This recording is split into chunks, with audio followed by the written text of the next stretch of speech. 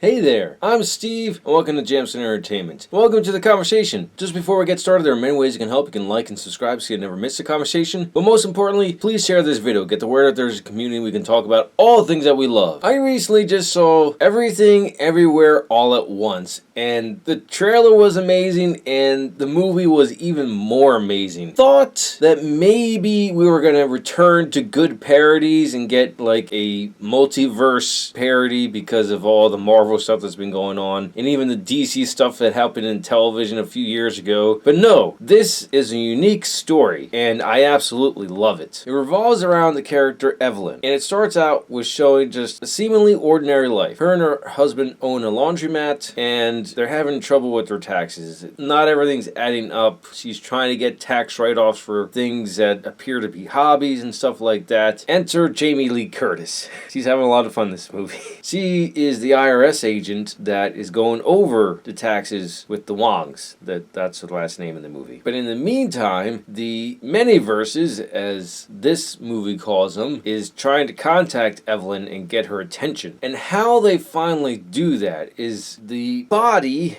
this is the best way I can describe this. The body that is her husband, Waymond, is inhabited by other Waymonds. They explain that in what's being called the Alphaverse, the first universe to be able to make contact with the other verses, they are able to dial in to other consciences, and in some cases they can take over that body, give that body back control, and in other cases they can, kind of like the Matrix, just download information into her brain and they can do whatever another version of themselves can do. They don't hold that information. You have to keep on dialing in, and the way you dial in, they get really creative. But I'll just describe the first time that Evelyn dials in. You have this headset. It's like, I don't know if it's one Bluetooth headset or two for whatever reason. First, the Alphaverse Waymond wrote on the back of a piece of paper the instructions for Evelyn to follow in order to tap into the multiverse. She has to put her shoes on the wrong feet. She has to imagine where they're going to meet, and he told her to meet in the janitor's closet. This is happening at the IRS agency. Then hold that thought, and then when the light turns green or you hear the ding, you hit the button, and it takes you to the multiverse, or it takes you to a certain place. And after that, it gets extremely creative and hilarious how they get to the multiverse. But the basic idea is the stranger the thing that you do, the more likely you are to tap into another consciousness of yourself. I hope that made sense, because me saying it, I didn't follow it. Amidst all this craziness, this movie is really just about family and accepting people's choices in life. That's the core message of this movie. And it's told in a very creative, fun, hilarious, bizarre, psychedelic way.